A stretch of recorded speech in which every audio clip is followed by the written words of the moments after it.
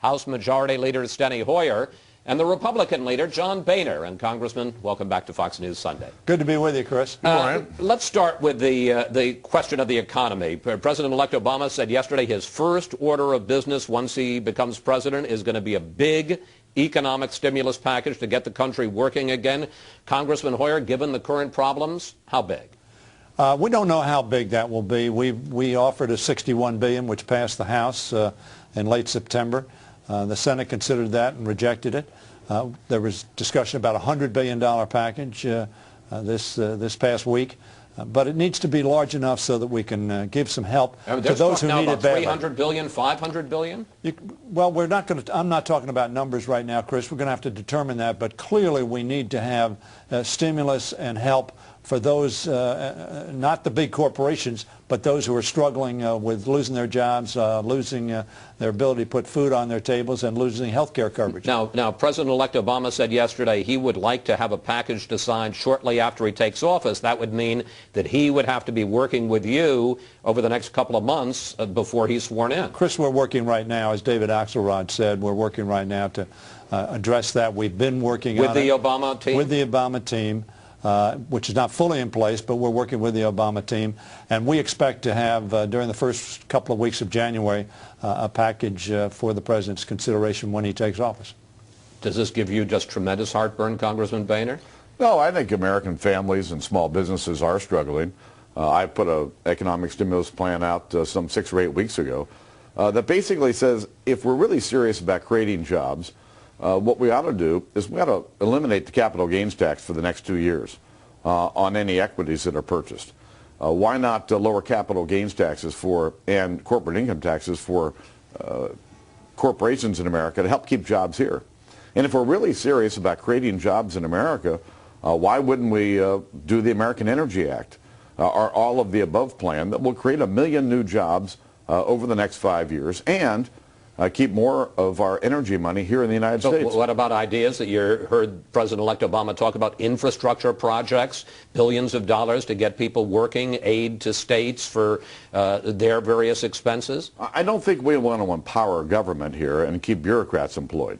I think what we want to do is to help all Americans. I think infrastructure may have a place in this package, but we're doing a big highway bill this coming year. Why not reserve that infrastructure money for the highway bill and do it in the right way? But if we want to create jobs now, we want to create certainty now, why wouldn't we lower taxes? And if we really want to help the economy, why wouldn't we have the President-elect say, I am not going to raise taxes on any American in my first 2 years in office? Well, that's a very interesting question, and I have to say, since I asked it, that David Axelrod left it wide open. Would you agree that maybe you should delay for a couple of years the tax increases? President Obama has said, and we agree, that we're going to lower taxes on 95% of Americans who are hurting, who are struggling, who are having a tough time.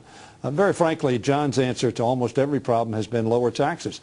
That was the program in 01 and 03, and frankly, we've had one of the worst economies, worst job production economies since Herbert Hoover.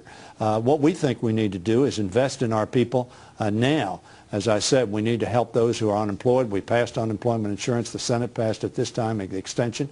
We need to put food on people's table, make sure they have availability of health care, and invest in infrastructure now. The states need that, local governments need that, and what it does is it creates jobs now. Where? In America. That's why we think substantial infrastructure. If we were to lower taxes, John, let me finish, you lower taxes. You said once it's signed into law, and frankly, it helped our economy in a great deal. Worst job production we've had. And the fact is if you lower taxes, you don't have to wait for the money to get to the states, the money to get out in contracts. You send this signal immediately. And so businesses start making decisions. All right. We have heard this, and it's going to be a debate that we're going to have, but I want to move on because there's a lot of subjects to discuss here. The auto bailout. The Democratic congressional leaders, Mr. Hoyer, sent the big three executives back to Detroit after their performance this last week, basically sent them back packing and said, you got to come up with a much more specific plan as to how you'd use the $25 billion. What do you need? To see on December 2nd, to see from the car companies to convince you they've got a plan to use the money? Essentially, what we need is to, show how they're going to be accountable. This is a large sum of money they want and need. Secondly, to show how they're going to be viable in the long term. Those are the two key questions they're going to have to answer. And I talked, as a matter of fact, to all three of the auto executives on Friday and specifically gave them that message. Senator Reid, Speaker Pelosi sent them a letter, outlined clearly what we need to have as a response to give the American people the confidence that investing in these companies is going to make a difference not only in the short run but in the long run. If you don't see something that satisfies you, that they're really serious about restructuring, is it possible you would not even call Congress back into session? Well, we're going to be back here, but my expectation is that we are going to see something, that the auto companies are going to respond in a way that I think will give confidence to the Congress and to the American public that we need to assist these companies, vital to our national security, vital to our economic security, to not only So be you think viable you'll pass a bailout in December? Run. I'm hopeful that we will come up with the information that will justify doing so, yes. Congressman Boehner, is there anything the big three could come back to you with that would convince you to vote for a bailout? I think that the Detroit auto industry is important to the United States. It's important for hundreds of thousands of Americans who have their jobs as a result. But I talked to one of the CEOs about over a week ago when it was clear that they need the money and they need it now. But I asked the CEO, I said, well, what's the plan? And I didn't get an answer. I said, you at least have to come in here with a plan. And the fact is that I'm not sure that they will have a plan by early December, a real plan. And on behalf of the American taxpayers, they're not interested in investing money that is going to be really thrown away. And I think that Detroit has to come back with a plan in terms of how they're going to pursue talks with their employees, their creditors, their shareholders, the other stakeholders. And if at some point there's a role for the federal government to play to help bring about a restructuring of these companies so they are viable, then we might consider on behalf of American taxpayers whether it's a good investment or not. But I think it's important that they go out and have these meetings with their stakeholders. They have these negotiations. And at the end of the day, it's not about convincing me. It's about convincing the American taxpayer that they're making an investment in a viable corporation. Congressman Hoyer, the Democratic caucus chose its leaders this past week by secret ballot.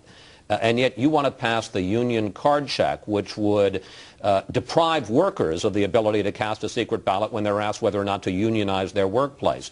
Why is a secret ballot okay and desirable for Congress, but you want to take it away from workers? Chris, very frankly, what we want is to make sure that workers can get the opportunity to be represented and to bargain collectively for pay and benefits and working conditions.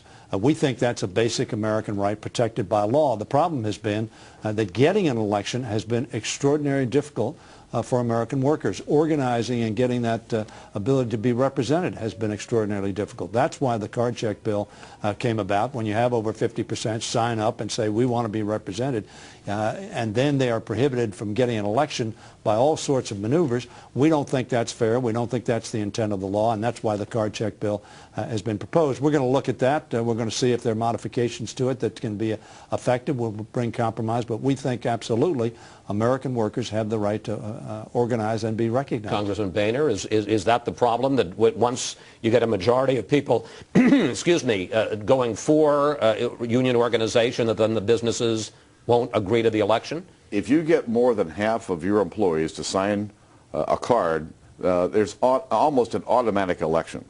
But even it there, does sometimes get delayed, though, sir. Oh, it may get delayed, but it's pretty hard to stop an election. But even there, only about 30% of the elections held do they want a union. This is nothing more than a payback to the big labor bosses who spent $400 or $500 million of their members' money helping the Democrats earn their majority in the Congress and by the White House. And to take away the secret ballot election from workers is not supported by union workers, by potential union members. This is, I think, an affront to the American people, and we will do everything we can to stop this. Congressman Hoyer, I mean, it just on the face of it seems, the idea of the secret ballot seems like something that's very American. I agree with that. And the sense that you would take away the secret ballot would seem to lend itself to intimidation. I think the problem is intimidation has led to prohibiting the elections that John says is automatic. You talk to organizing efforts, they will tell you not only is it not automatic, but is delayed ad infinitum until such time as the employees are dissipated in terms of the numbers of people who have supported. Is this high on your agenda? Is this something you're going to pass early on? Well, we passed it early on last year, and this is going to be certainly something that we give attention to early on. Congressman Boehner, finally, House Republicans, I don't mean to be unkind on a Sunday, have lost more than 50 seats in the last 2 elections with you as a leader, and now the leader. Why are you the man to bring them back from the political wilderness? Well, if I thought that I was to blame for those losses, I wouldn't have run for this job. And I can tell you my colleagues would not have reelected me. We've got a long way to go. American people have issues. They've got concerns. We need solutions. Solutions to the issues that the American people care about, but built on our principles. And I believe that re-energizing our party, re-energizing the idea machine that we used to be, is a step in the right direction.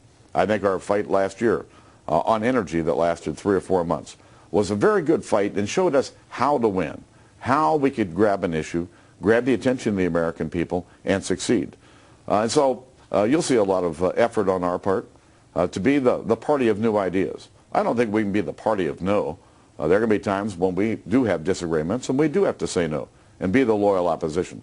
But at the end of the day, I think that we have to be the party of new ideas, new solutions, and attract more Americans to our party. Gentlemen, we're going to have, real quick. Just say, the people voted for change. They saw that the last 8 years of the policies that were being pursued didn't work. They want change, and we're going to bring it. Gentlemen, we're going to have to leave it there. Congressman Hoyer, Congressman Boehner, thank you both so much for coming.